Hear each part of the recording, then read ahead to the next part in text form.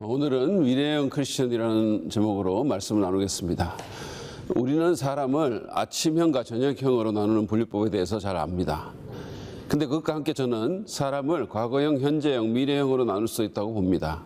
과거형 인간은 과거에 얽매여 사는 사람이고 현재형 인간은 현실에 안주하며 사는 사람입니다. 그런가 하면 미래형 인간은 미래를 바라보며 사는 사람을 일컫습니다. 그리스도인은 천국의 소망을 가진 자들이기 때문에 마땅히 미래형이어야 합니다. 그러나 모든 크리스찬이 미래형은 아니죠. 미래보다는 과거에 묶여 사는 크리스찬도 있고 현실에 안주하는 많은 크리스찬도 있습니다. 지난번에 본 것처럼 바울은 목표를 향하여 달려간다고 고백함으로써 자신이 미래형 크리스찬임을 분명히 밝히고 있습니다. 그는 이제 자신의 간증을 바탕으로 빌립보 교인들에게 미래형 크리스찬이 되라고 도전합니다. 빌립보서 3장 17절부터 21절 말씀을 보면서 미래형 크리스찬으로 살기 위해서 어떻게 해야 할지 배우기를 원합니다. 먼저 우리는 좋은 모델을 본받을 필요가 있습니다. 바울은 빌립보 성도들에게 모델을 제시하면서 그 모델을 본받으라고 도전합니다. 17절 말씀을 한번 보시죠. 형제자매 여러분 다 함께 나를 본받으십시오. 여러분이 우리를 본보기로 삼은 것과 같이 우리를 본받아서 사는 사람들을 눈여겨보십시오. 그는 먼저 자신을 본받으라고 합니다. 과거를 잊고 현재에 안주하지 않으며 끊임없이 위로부터 부르심의 상을 받으려고 목표를 향하여 달려가는 자신을 모델로 제시한 것이죠. 그런 다음 그는 이미 자기를 본받아 사는 사람들을 눈여겨보고 그들의 삶도 참작할 것을 빌립보 교인들에게 권면했습니다. 바울이 이렇게 담대히 자신을 모델로 제시할 수 있었던 것은 바울 자신이 그리스도를 본받아 살고 있었기 때문이었습니다. 바울은 그리스도의 성품과 행위와 사역의 모든 것을 본받았지만 특별히 그리스도의 미래의 지향적 삶도 본받았을 것입니다. 예수 그리스도는 이 땅에 계셨을 때 현실에 안주하는 삶을 살지 않으셨습니다. 히브리서 기자는 히브리서 12장 2절에서 예수님을 이렇게 묘사합니다. 믿음의 주여 또 온전케 하시는 이인 예수를 바라보자. 저는 그 앞에 있는 즐거움을 위하여 십자가를 참으사 부끄러움을 개의치 아니하시더니 하나님 보좌 우편에 앉으셨느니라. 그렇습니다. 그리스도는 미래형 인간이었습니다. 그분은 자기 앞에 있는 즐거움을 위해 십자가의 고통을 참으신 분이었습니다.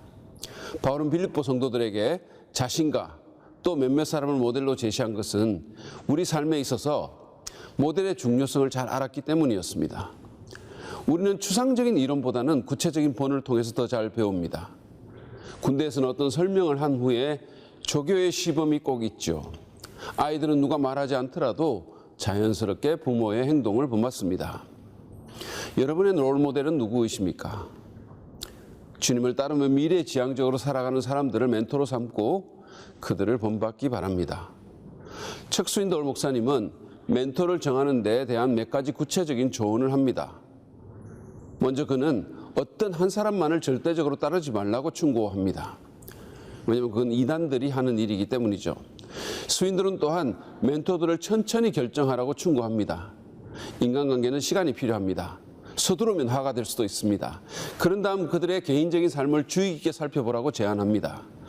설교하거나 가르치는 것만이 아니라 사적으로 그들이 어떤 사람이며 어떻게 살고 있는지를 눈여겨보라는 것이죠.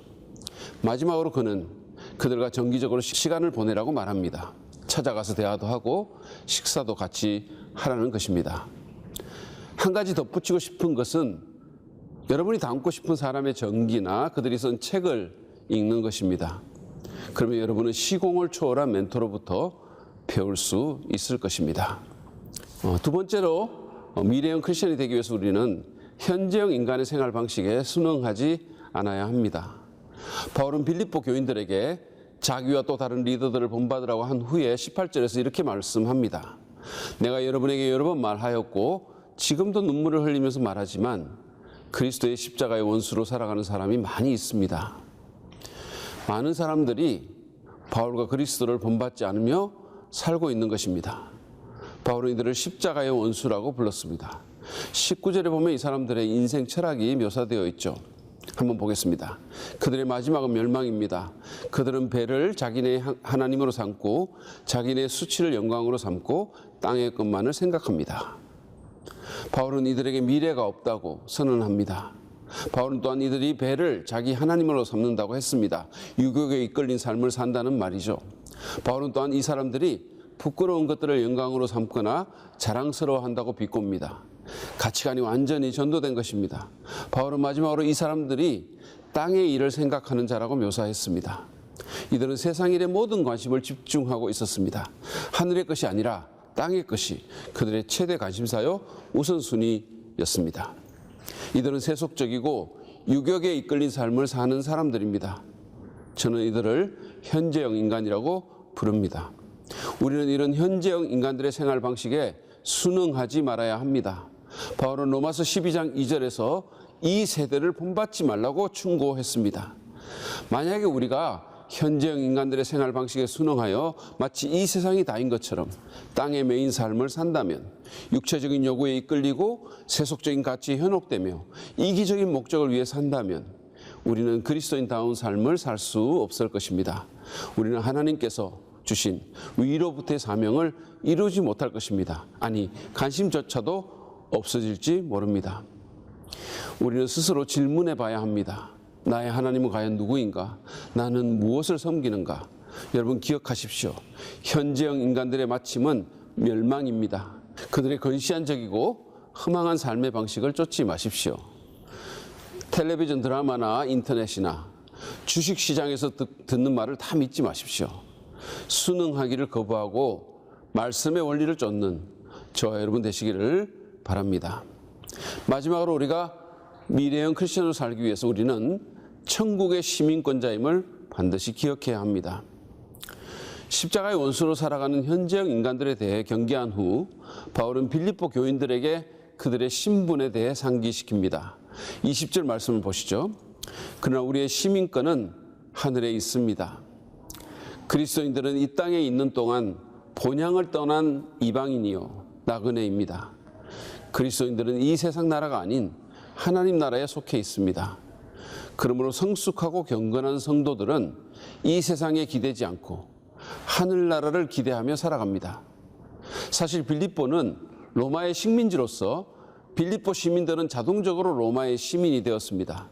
그들 대부분은 로마에 한 번도 가본 적이 없었지만 로마 시민의 모든 권리와 특권을 누렸죠. 그러므로 그들은 최고의 도시에 살고 있지 않으면서도 그 도시의 시민이 된다는 것의 의미를 잘 알고 있었습니다. 바울은 이어서 미래형 크리스천은 하늘로부터 오실 그리스도를 기다린다고 말합니다. 20절 하반절입니다. 그곳으로부터 우리는 구주로 오실 주 예수 그리스도를 기다리고 있습니다. 예수 그리스도는 오셔서 현재 우리가 알고 있는 세상의 역사를 종식시키고 완전히 새로운 세상을 여실 것입니다. 21절에서 바울은 그리스도께서 오시면 우리에게 일어날 한 가지 일을 묘사합니다. 같이 말씀을 보시죠. 그분은 만물을 복종시킬 수 있는 권능으로 우리의 비천한 몸을 변화시키셔서 자기의 영광스러운 몸과 같은 모습이 되게 하실 것입니다. 현재형 인간들의 선정과는 달리 지금 우리가 경험하는 세상이 다가 아닙니다. 하나님은 보이지 않으시지만 여전히 모든 것을 주관하시고 우리의 구원을 이루어 가십니다. 예수님께서 재림하실 때 만물을 복종시킬 수 있는 그분의 능력은 온 우주에 드러나게 될 것입니다. 그 능력은 우리의 몸도 완전히 새로운 것으로 바꿔놓을 것입니다. 우리는 영광스러운 부활의 몸을 입게 될 것입니다. 하늘에 속한 우리의 신분을 기억하는 것은 이 세상을 미래형으로 사는 데 너무도 중요합니다. 우리는 이 세상에 살지만 이 세상에 속한 자들이 아닙니다. 우리는 이 세상이 영원히 지속되지 않을 것을 압니다. 따라서 우리는 일시적이고 헛된 세상의 일에 집착하기보다 하나님 나라의 구현과 확장을 위해 살 것입니다. 미국에서 유학생활을 했을 때 저는 미국이 본향이 아니며 한국으로 반드시 돌아갈 것임을 언제나 기억했습니다. 그래서 저희 부부는 미국에서 자리 잡고 살 일에 투자하지 않았습니다. 저희는 미국에서 나름 열심히 살았습니다. 그러나 우리의 모든 중요한 투자와 활동은 한국에 돌아가서 소용될 일들에 모아졌습니다. 우리 그리스도인은 하늘의 시민권자입니다. 지금 이곳이 우리의 본향이 아닙니다. 여기서 잘 먹고 잘 사는 것을 결코 인생의 목표로 잡지 마시기 바랍니다. 나중에 여러분이 여러분의 본향에 갔을 때 그때 소용될 수 있는 일들에 여러분의 삶을 투자하십시오. 주님의 사랑으로 다른 사람을 도와주고 섬기는 일, 직장이나 사회에서 하나님 나라의 가치를 진작하는 일, 자신과 지체들의 영성과 경건을 개발하는 일, 교회를 세우는 일, 사람들을 주님께 인도하고 양육하는 일, 세계 선교에 헌신하는 일, 그런 일은 여러분의 영혼을 풍성하게 할 것입니다. 이제 자신의 삶을 한번 평가해 보십시오. 여러분은 과거형입니까? 현재형입니까? 아니면 미래형입니까? 이 세상이 다인 것처럼 살고 계십니까? 아니면 천국의 시민권자로서 살고 계십니까? 미래를 바라보는 사람은 절망하거나 포기하지 않습니다. 어려움 가운데서도 소망을 갖고 삽니다. 미래를 생각하고 준비하는 사람이야말로 현재를 가장 잘 살 수 있습니다. C.S. 루이스는 이 세상에서 가장 훌륭한 일을 한 사람들은 미래에 대해서 가장 많이 생각한 사람들이었다라고 말했습니다. 그러므로 여러분, 좋은 모델들을 정해서 그들을 본받으십시오. 현재형 인간들의 생활 방식을 추종하지 마십시오. 우리가 천국의 시민권자임을 반드시 기억하십시오. 여러분의 미래가 빛날 것입니다. 우리 각자가 미래형으로 산다면 우리 교회도 미래형 교회로 변모할 것입니다. 하나님의 나라를 미리 맛보며 또 이를 위해 기꺼이 믿음의 모험을 하는 교회가 될 것입니다. 우리를 위대한 미래로 부르시는 하나님을 신뢰하며 미래형으로 살아갑시다. 여러분, 미래형 크리스천이 됩시다. 그래서 그 모든 축복을 누리는 저와 여러분이 되시기를 주님의 이름으로 축원합니다.